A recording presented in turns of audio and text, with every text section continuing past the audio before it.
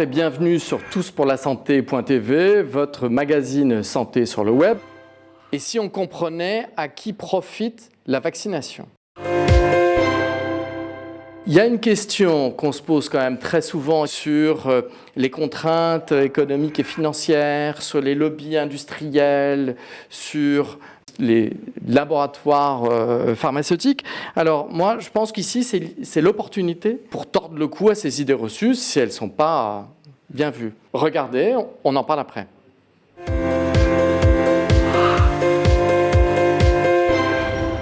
Et si le vaccin n'était qu'un business pour enrichir les laboratoires pharmaceutiques ?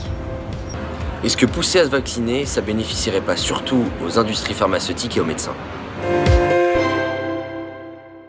Quelle est votre réaction, professeur Vallée, directeur général de la santé, là-dessus ?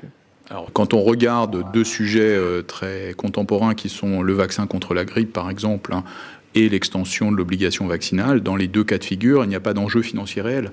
Le vaccin contre la grippe coûte aux alentours de 5 €. Toujours est-il qu'on a un delta de couverture vaccinale d'environ 15% à gagner avec cette obligation. Et au prix des vaccins concernés, ça n'est pas un enjeu financier pour les laboratoires. Donc c'est attendu que nous ferions uniquement la politique des laboratoires pharmaceutiques, mais factuellement, ce qui est en jeu en réalité est très modeste au regard de ce que sont aujourd'hui les enjeux financiers des laboratoires pharmaceutiques. Ça vient d'où, cette histoire, Serge Monteiro ? Rumeurs, complots, théories de la conspiration, ce sont des armes qui sont souvent utilisées pour dénigrer, pour aller contre une idée. Rappelez à nouveau que la grippe l'année dernière a tué 4 fois plus que la route. Revenons aux essentiels, aux faits, et laissons les théories du complot aller où elles devraient aller. Les politiques s'en mêlent. Nous avons été demander à Nicolas Dupont-Aignan, à l'Assemblée nationale, ce qu'il pensait de ce sujet. Il faut quand même qu'à un moment on comprenne, et que le milieu médical comprenne, que la population, à force de subir ça, n'a plus confiance en rien. Oh bon, je vais être très franc, je ne trouve pas sain qu'un ministre de la Santé ait été rémunéré par l'industrie pharmaceutique. Ce qui ne veut pas dire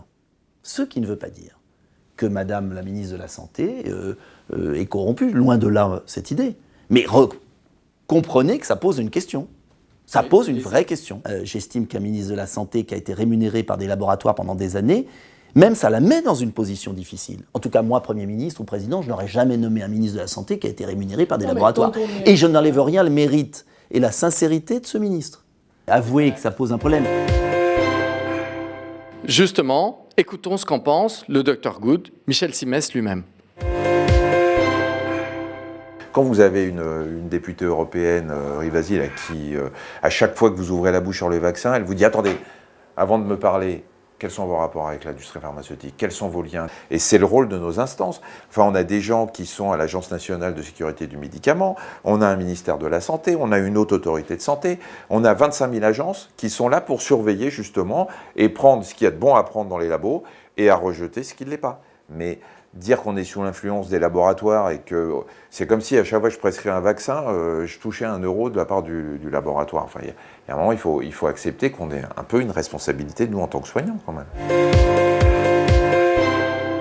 Qu'est-ce qu'on peut dire aux Français pour montrer... Ils ont peur de ça. Alors on peut dire c'est la théorie du complot, c'est les conspirationnistes, c'est tout ce qu'on veut. Mais qu'est-ce qu'on peut dire pour leur montrer, preuve par neuf, que ça n'existe pas, puisque c'est ce que vous venez de dire. Nous sommes l'industrie la plus réglementée qui existe en France. Nous déclarons tout à l'État, à partir du premier euro, à l'ensemble des professionnels de santé, qu'ils soient médecins, pharmaciens, infirmiers. Il y a une base, tout est sur le site du ministère. Publique, une base de données publique qui est sur le site qui s'appelle Transparence. Et ce sont les ordres qui contrôlent l'ensemble de la transparence. Alors, les pharmaciens, ça se passe comment ? Absolument. L'Ordre des pharmaciens vérifie toutes les conventions qui peuvent être signées et proposées par les industriels aux professionnels de santé, qu'ils soient médecins ou pharmaciens d'officine, notamment. Donc, toute la chaîne est contrôlée par les ordres et notamment de la conformité avec la fameuse loi anti-cadeau qui date maintenant d'il y a 10 ans et qui s'assure que pour tout service rendu, entre guillemets, par le professionnel de santé, la rétribution en face est proportionnée. Et donc, à partir de 10 €, tout est contrôlé, que ce soit un petit déjeuner, un déjeuner ou un cadeau, doit effectivement être proportionné au service rendu par le professionnel de santé. Cette loi anti-cadeau, cette transparence, à partir de combien de cadeaux que vous déclarez? Le seuil est à 10 €. Donc 10 €. là, c'est clair. Ça n'existe Tout à fait. plus. Tout On à peut fait. le dire Non, aux Français absolument. ce soir. L'hôpital? Oui, alors, l'hôpital est sous la même contrainte, et puis je dirais le Centre national de référence, c'est encore pire. On a signé un contrat avec la Direction générale de la santé et Santé publique France disant que les responsables des centres nationaux de référence ne peuvent pas avoir de lien d'intérêt, et on doit donc récuser toute participation à des réunions scientifiques internes à des industriels du vaccin, du médicament ou d'autres procédés qui peuvent être utilisés dans notre pratique médicale. Docteur Bourg, les médecins et l'industrie, longue histoire. Un commentaire là-dessus? Il faut convenir que maintenant nos concitoyens ont une sensibilité particulière au lien d'intérêt. Pour autant, lien d'intérêt ne veut pas dire conflit d'intérêt rédhibitoire. Et à mon avis, la seule façon de rassurer, c'est par l'exigence de l'information scientifique que nous apporterons à nos concitoyens sur toute l'épidémiologie et les rassurer ainsi sur l'innocuité des vaccins. Et à ce moment-là, je pense qu'on restaurera très graduellement cette confiance, non seulement vis-à-vis du vaccin antigrippal, mais vis-à-vis des vaccins en général. Un État impartial. C'est tout ce que je demande. Et à ce moment-là, que l'industrie pharmaceutique fasse des vaccins moins chers, ça sera très bien aussi. Donc oui à la vaccination de la grippe, peut-être sans généraliser à perte de vue, parce que voilà, mais après c'est aux médecins traitants de voir. Sur les questions qu'on nous pose sur Internet, on a encore aussi un doute sur les congrès au soleil, etc. Ça existe encore, ça, hein? Non, ça n'existe Non, pas. ça, C'est une vieille histoire. Ça, c'est une histoire Mais ça a ancienne. existé. C'est une histoire ancienne. Ah oui. C'est une histoire ancienne. Ça n'existe plus. Ça n'existe Et bien plus. voilà qui est clair, net et précis. Tous pour la santé.